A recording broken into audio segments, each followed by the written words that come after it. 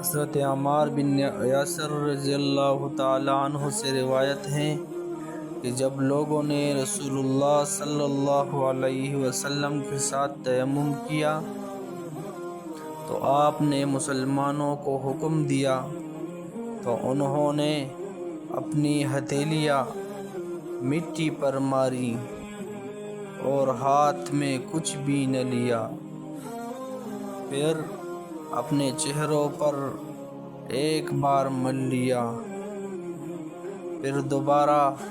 اپنی ہتھیلیوں کو مٹی پر مارا